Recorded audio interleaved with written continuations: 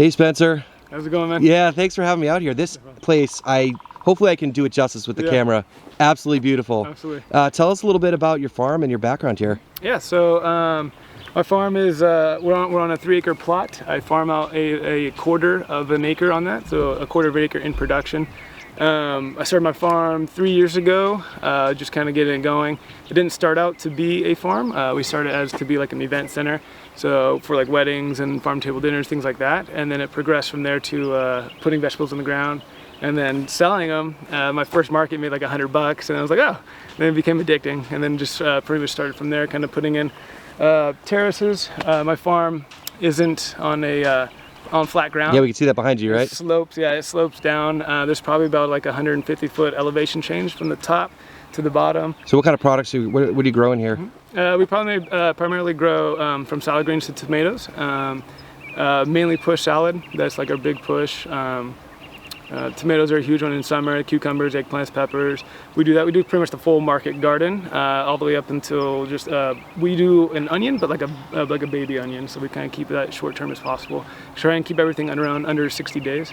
Kind of go as quickly as possible with most our crops. Okay, what kind of sales outlets are you guys doing now? We do 2 farmers markets a week, and then 2 wholesale accounts, and then we sell to 5 to 6 different restaurants. Awesome. Well, I want to show off as much as you guys got going on here. So one thing is, can you talk about just sort of orientation of the farm here? Yep. So our orientation of the farm is we're actually on the north side of the property. There's about 8 garden lots going down the north side. We only have 2 on the south side of the property. I always thought that was going to be a big limitation to what we would be able to grow, but here, I guess in Southern California, we got away with it, and like I said, we've been doing it for 2 years now with no problems. Go straight through the winter, no problem either. Okay, and you sort of have broken up into garden lots, and let's start up at the top and maybe work our way down. Absolutely, yeah. All right, so we're up at the top plot here, and you can sort of see like you can see over the back side of the hill here. Talk about this plot in particular. I find fascinating because of the layout that you have here. So on my farm, I standardize everything to a 50-foot bed length with a 30-inch wide bed, standard market garden. But what we ran into is in the corner with the beds couldn't, due to our avocado trees, the beds couldn't go out to the full 50-foot length. And so what I did was these 2 beds, being the shorter ones, they actually accumulate to a full 50-foot bed. And it kind of goes down further down. The further down you get, the more it adds to the 50-foot length. And it's just kind of using every square foot that we could and kind of making that like that secret garden, I guess, that Coleman used to talk about. Okay, so kind of cool. So I mean, I talk a lot about standardizing beds and stuff like that in terms of transplanting, seeding, harvesting. So like when you say these are equivalent, you'd plant like the same crop in those 3 or 4 beds? Yeah, so and these come out, so in everything I have charted down as a row, so you have like row 1 through 16.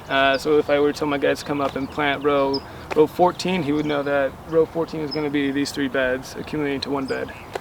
So I don't look at them as individuals or as a group, as one. Okay, it looks like you're doing a mixture of like drip and like mini sprinklers of some sort? So for our direct seeded crops only, we start off with a mini overhead, and that's just to get that full coverage. I was doing drip for a little bit, but then during our summers it just dries out way too fast and wasn't working, so we moved to a overhead, and with that overhead, that essentially comes on every 2 hours for 2 minutes, and it gives that nice, just keeps that top 1/4 inch moist enough to get going.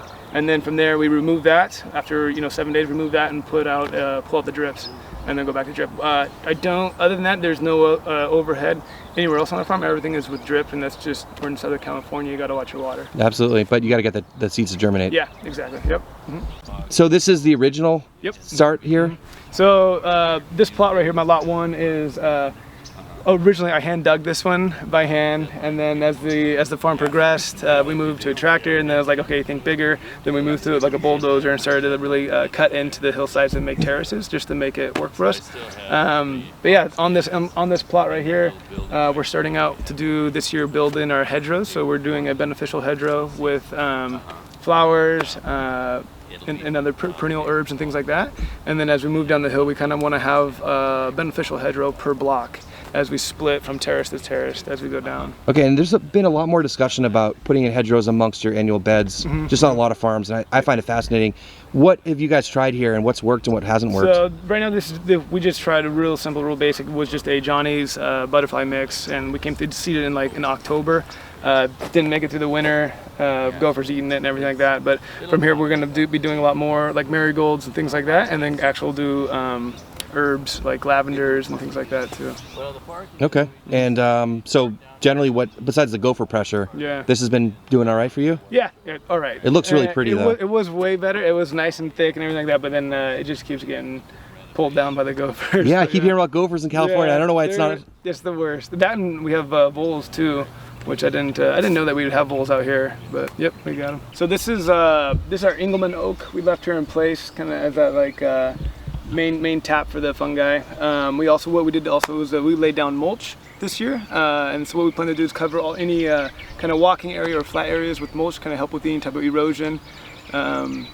This year we already got, I know this doesn't sound like a lot, but we got 7 inches within 2 weeks of rainfall, and that for us that is a huge amount of water. And so when you have coming from a real dry climate, getting 7 inches, things tend to move real fast downhill. But yeah, so what we did this year to help mitigate that a little bit would be covering the flat areas with mulch.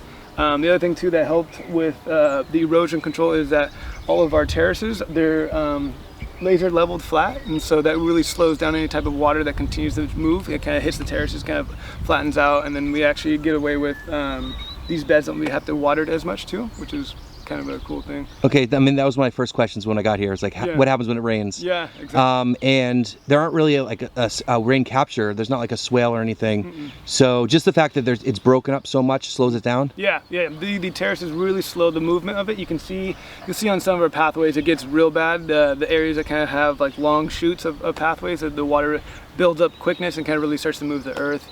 But we do plan to this year as a rain catchment is the greenhouse will be guttered, our pack house will be guttered, and then I'll even explain later in the pack house we have it piped to drain into a 8,000 gallon tank where we'll catch that, reuse that, and then pump it back up to a reservoir that we'll be putting in this year as well. That's awesome. Yep. And what about the mulch that you guys are using here? So this is just it's like a bark-based mulch it has palm frond in it. It's fairly inexpensive. We get it for like $10 a yard. And we lay it on about 4 or 5 inches thick, keeping it real thick just so we don't have to do it. This would be like an annual put down of it. Right. It looks like it doesn't break down very quickly. Yeah, we'll see. Actually, this is the first time I've ever put down this year. So we're going to experiment and see how long it takes, and it's something that we like. And then you guys are planning on doing some sort of hedgerow or fruit trees along the perimeter there? Yeah, so along the fence, you can kind of see with the citrus back over there. That's the start of it, and as we move down, probably every 10 feet, we'll be putting more fruit trees in. Down below in lot 6, you'll see that we put in 12 this year. And then in between those, we'll be doing herbs and things of that nature to kind of help a little bit mitigate with the wind and things like that. So this is our lot 5. This is kind of the plot where you started to see us, I think, think bigger, go bigger. And so we got this is where we moved into getting a bulldozer and kind of bulldoze in a 30 by 120 foot plot. One of the ways that we established this, so since we dug so far down into the soil, was that I figured that we were going to have to replace everything because we removed any type of topsoil. We were getting down to pure DG. And so what we wanted to do was we brought in 60 yards of mushroom compost and gave it almost a foot and a half of, sorry, not foot, but about a foot of compost, and then tilled that in, and that's pretty much what got this lot up and going. The soil looks amazing. Yeah, it still had like major troubles the first year because I mean you're removing any type of life in the soil, removing it completely down, and then putting on a compost. It still didn't quite work. The first year was just real bad. First get it going, and then the second year really started to go pretty well. This is also the garden lot that we do our tomatoes. So we do like a trellis system.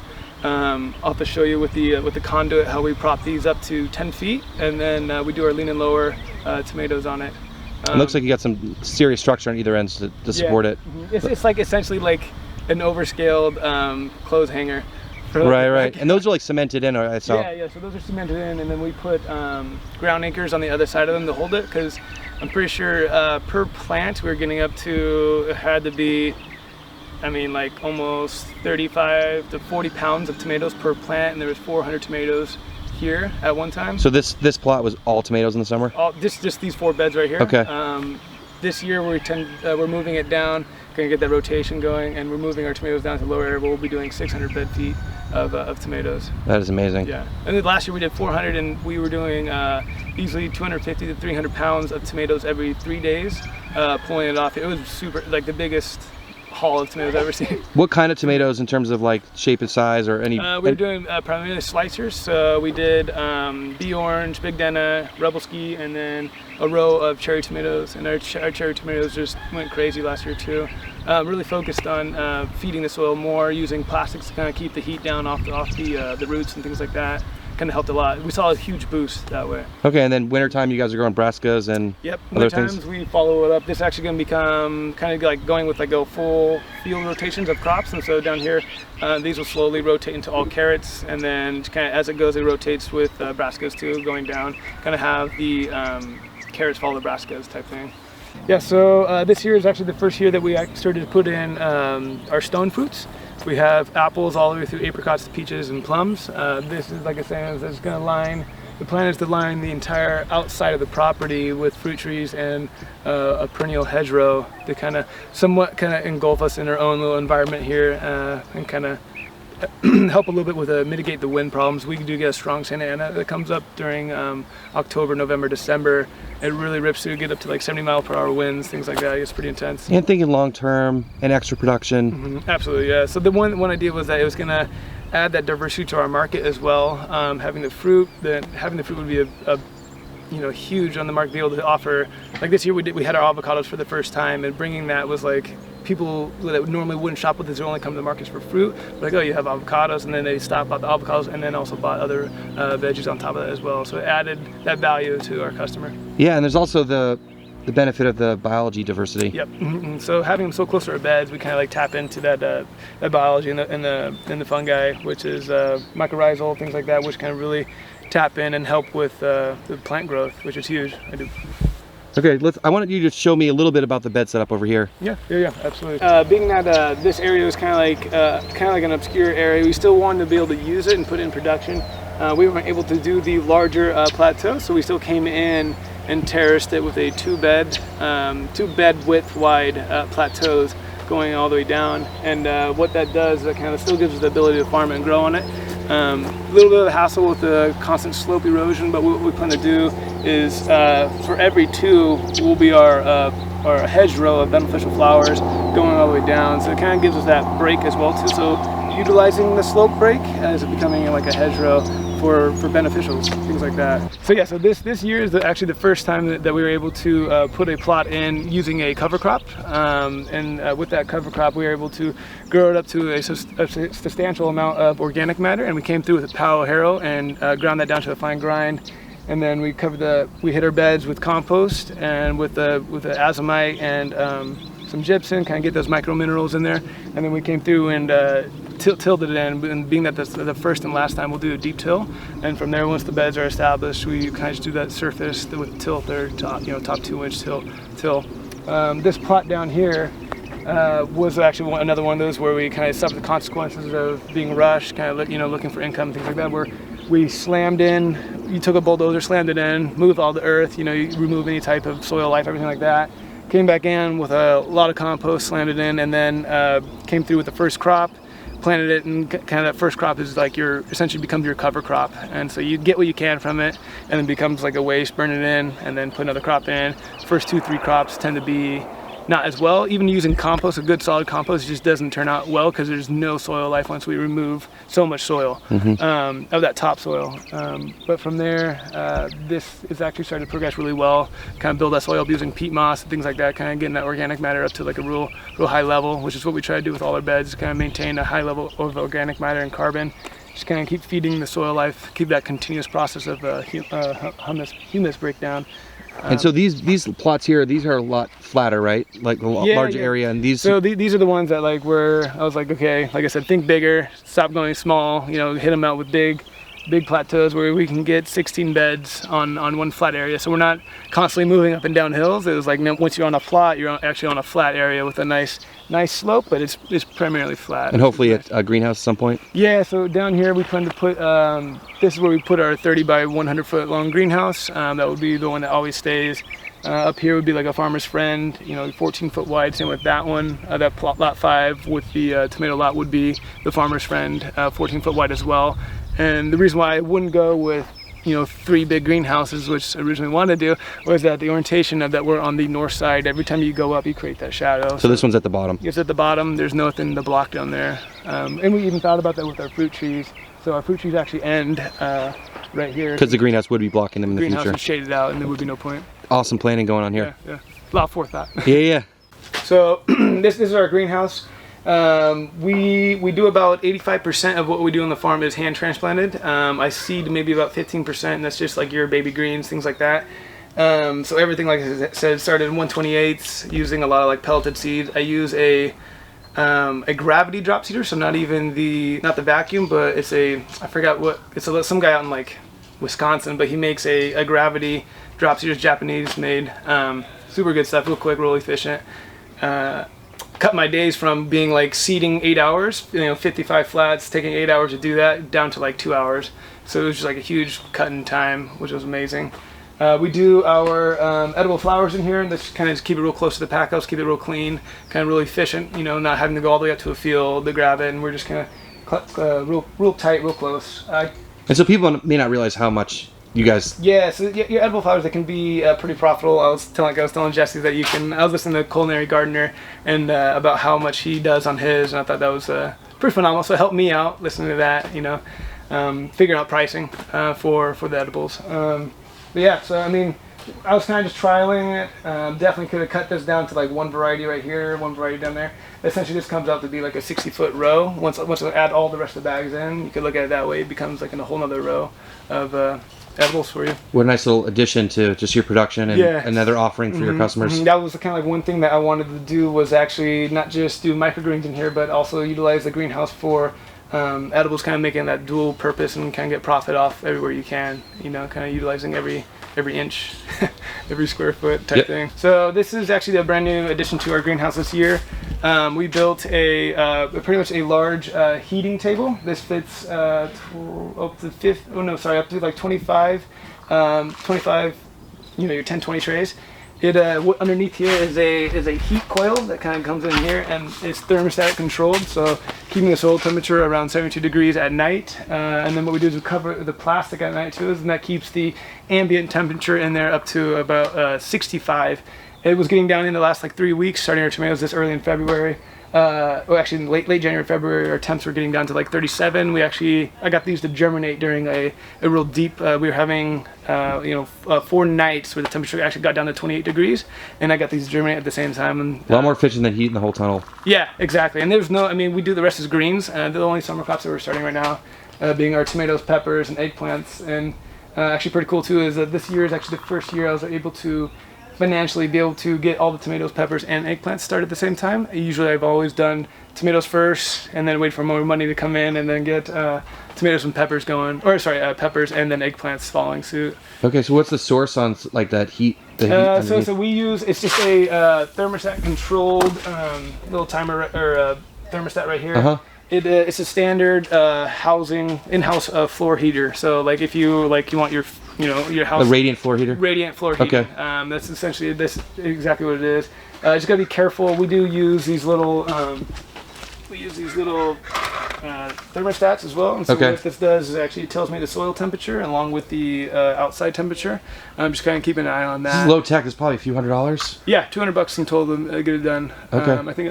I think around like $230 in total to build it, and then just having extra plastic. I haven't heard of the radiant floor heater, but that makes sense. Yeah. And it's just like a thing that's like a wire that you lay out, right? Yeah. It's just a little wire. I forgot what size it was, but it loops all the way back and forth real tight, and then plugs into here, and then we got power into this greenhouse this year. Other than that, we were running extension cords up to the house, but we finally got power down in here, and which that kind of really changed the game for us as well.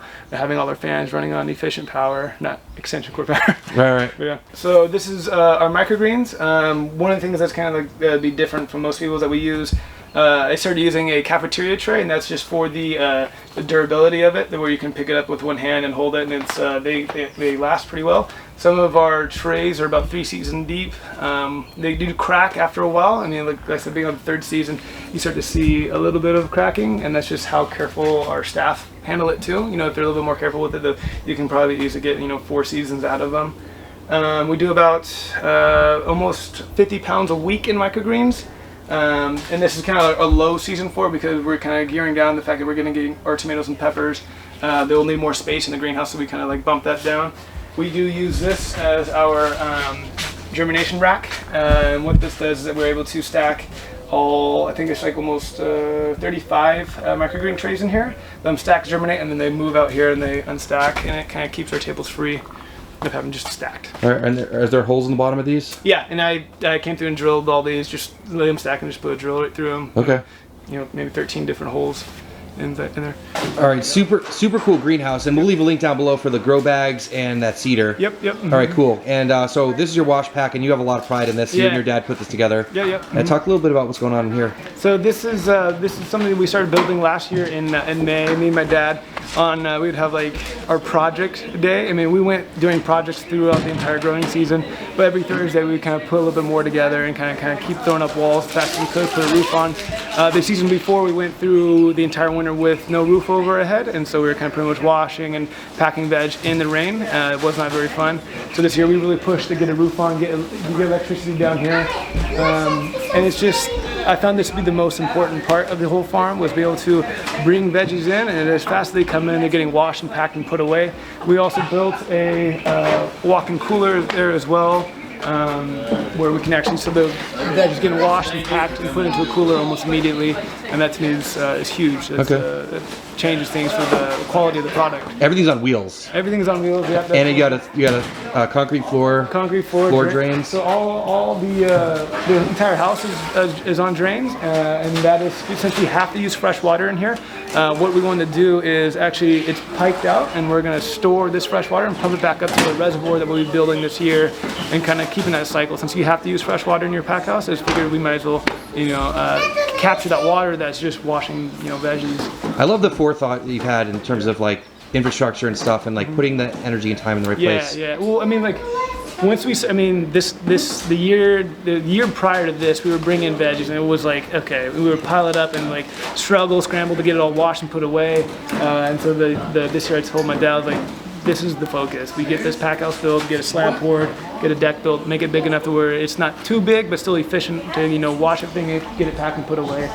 One thing was huge was putting things on wheels, so you can get everything, moved around so you can wash it. This is the big thing, was that you could actually put your veggies on this and wheel it over, so you're not constantly lifting and carrying things. Those carts are awesome. Yeah, they're huge. Yep. And it looks like you're doing a lot of greens, so you got the sort of the bubbler and the. So we do instead of doing like a triple run, so we do a double bubble. Like you go from one and then you put it in the next one? Yeah. So we bubble one and then we bounce to the next and bubble. Does that help save water as well? It probably does. Yeah. Okay. I mean, absolutely.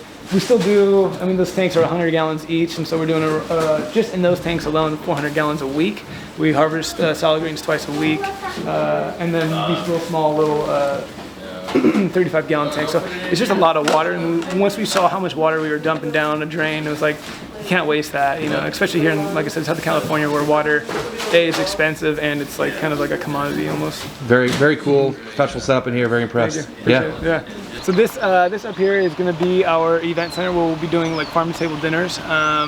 This to me is also primary. This was actually what I started this whole thing to be. Was it originally started out as being an event center for weddings and things like that, and then it progressed to becoming a farm, and then it just went downhill from there in a good way. But so this is where we kind of, like, last year we used this as an area to kind of do like team building. So we would have once a month we'd have like a team dinner where everyone come out and we kind of like use all the veggies from the farm and like have a cookout at the end of the month, kind of celebrate what we've been doing, kind of the harvest, and kind of give back to the team, which I thought is good. It's incredible to kind of team build and kind of get everyone on the same page and things like that. It's kind of like we're also using every inch. Right here we have a planted out row of celery and then chives at the end of that. Just any edges are always going to get planted out. And I think that's special because when you're here, you really feel like you're immersed in the farm. Yeah, and that's kind of one of the ideas. It's always, it's always the farm does come first, you know, and that's kind of what we want to do is put the farm first, and then the events kind of come home. But immersing yourself in it is important too. Cool, Spencer. This is such a special place, and the energy here and the vibe is just incredible. Cool, man. How can people check out what you're doing, follow along your progress, or you know how to get your stuff if you're in California? So you can find us on Instagram. It's at Sage Hill Ranch Gardens. Other than that, I do Facebook a little bit, same tag. But yeah, just Instagram. And then if you're in Southern California, we sell at the Poway Farmers Market and then the Escondido Farmers Market as well. Also, you can go to Seaside Market in Cardiff, where we do salad bags and microgreens to them as well. Okay, very cool. I'll leave links down below for all that stuff. Cool, man. Thank you. Yep.